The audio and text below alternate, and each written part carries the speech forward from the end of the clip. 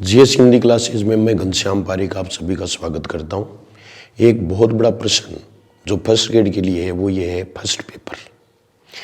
अभी भी कुछ चर्चाएं रही कि फर्स्ट पेपर में क्या चेंज होगा क्या नहीं होगा, फर्स्ट पेपर में कौन सा सब्जेक्ट छोड़ें कौन सा पढ़ें, क्योंकि काफ़ी सब्जेक्ट्स हिंदी भी है, इंग्लिश भी है, मैथमेटिक्स भी है, इसके अलावा जीके सारा है ही।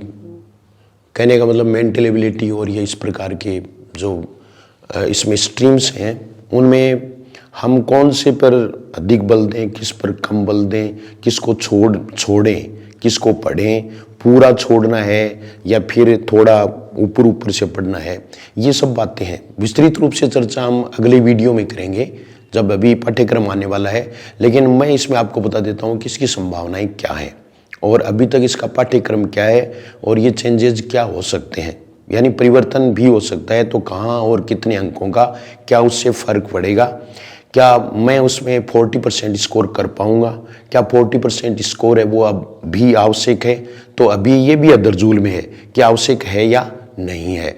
तो ये सब बातें हैं वो आपको यहाँ देखने को मिलेंगी। मैंने इसका एक चार्ट बनाया है मेरे अनुसार, और वो चार्ट है वो जैसे हिंदी व अन्य विषय हैं उनके लिए भी वहाँ थोड़ा सा डाइवर्ट हो जाता है कि भाई जैसे मैथमेटिक्स का स्टूडेंट है उसके लिए मैथमेटिक्स के 5 प्रश्न हैं वो उसके लिए ठीक है, लेकिन उससे कोई फर्क नहीं पड़ेगा। वो दूसरा जो उससे कॉम्पीट कर रहा है वो भी मैथमेटिक्स का ही छात्र है, साइंस वाला साइंस को ग्रीन क्षेत्र में मानेगा, हिंदी वाला हिंदी को मानेगा। तो सबका मिलाकर के मैंने एक एवरेज सा निकाला है। ऐसा हो सकता है कि ये भाई पूरी तरह से सही भी नहीं हो, लेकिन मेरी दृष्टि से मैंने जितना अनुभव किया है वो इसमें बताने का प्रयास किया है। आप अगर इसका फॉलो करते हैं तो आप निश्चित रूप से 90+ स्कोर कर सकते हैं 150 में से, और वो फिर सिलेक्शन के नंबर हैं। तो ये सब बातें हम जानेंगे। इससे पहले आप जीएस हिंदी क्लासेज को सब्सक्राइब कर लें और टेलीग्राम पर ऐसी सूचना देखने के लिए जो वैकेंसी से संबंधित हैं, सिलेबस से संबंधित हैं, और भी पेपर वगैरह भी आपको इसमें भविष्य में मिलेंगे, तो आप टेलीग्राम ज्वाइन कर लें। टेलीग्राम का नाम जीएस हिंदी क्लासेज है, कॉन्टैक्ट नंबर है वो भी दिए हुए हैं। अगर आप first grade, second grade, third grade Hindi से तैयारी कर रहे हैं और साइकोलॉजी भी पढ़ना चाहते हैं तो आप ऐप डाउनलोड कर लें। घनश्याम पारिक सर ऐप भी है, जीएस हिंदी क्लासेज भी ऐप है, और डिस्क्रिप्शन में इसके आप लिंक भी देख सकते हैं।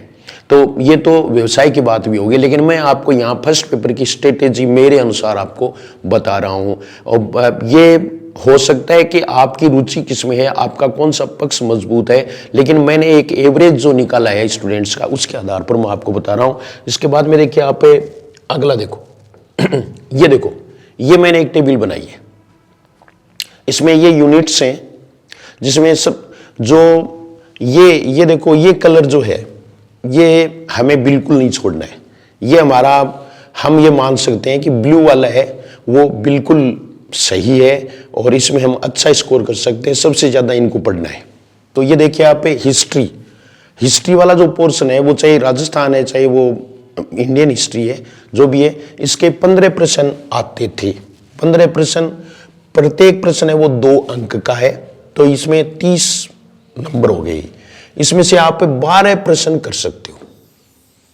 आप जो स्कोर है वो कितना करोगे?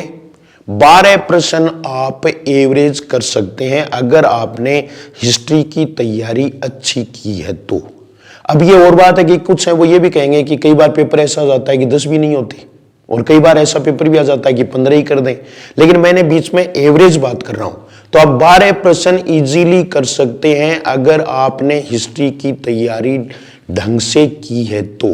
तैयारी तो ढंग से करनी ही पड़ेगी क्योंकि आप व्याख्याता बनने जा रहे हैं। तो ये 12।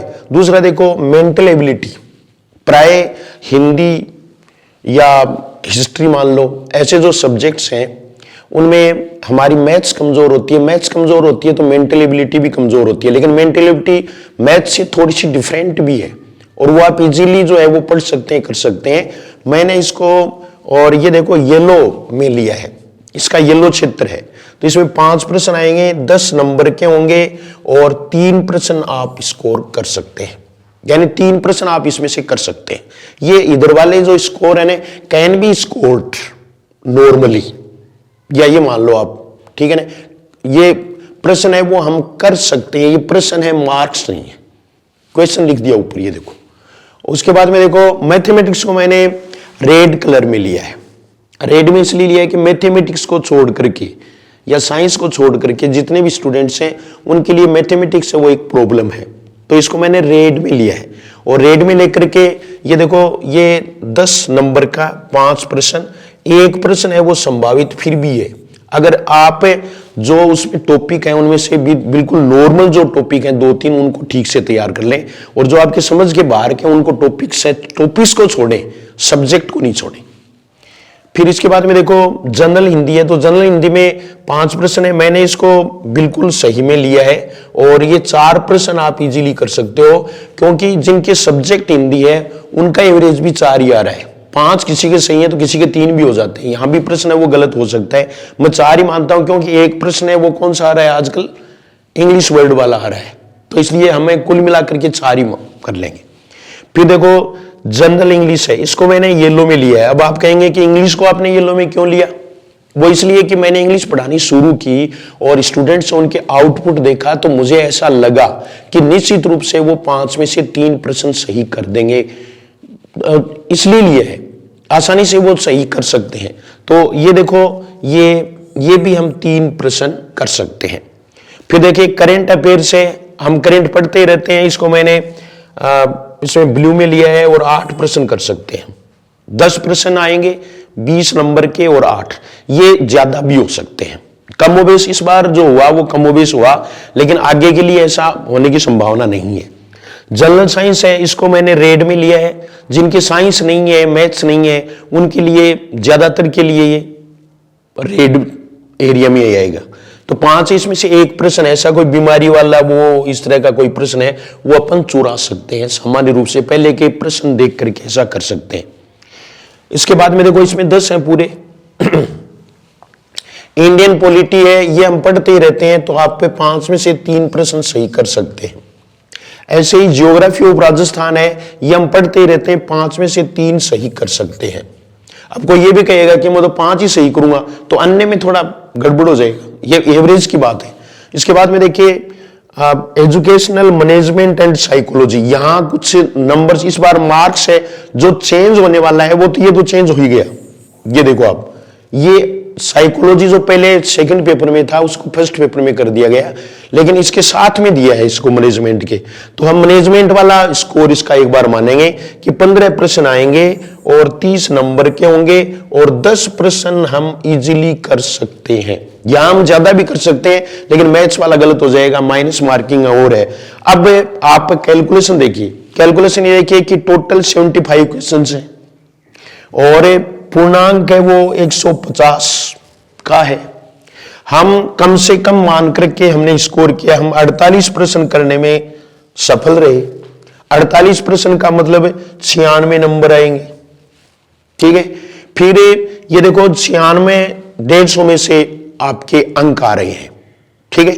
लेकिन फिर भी क्या है कि प्रश्न डिलीट हो जाते हैं पेपर में, थोड़ा जितना हम करते हैं उससे थोड़े कम ही होते जाते हैं जो जो आंसर की मिलाते हैं, तो उसमें आपके 90 प्लस आप स्कोर कर सकते हैं।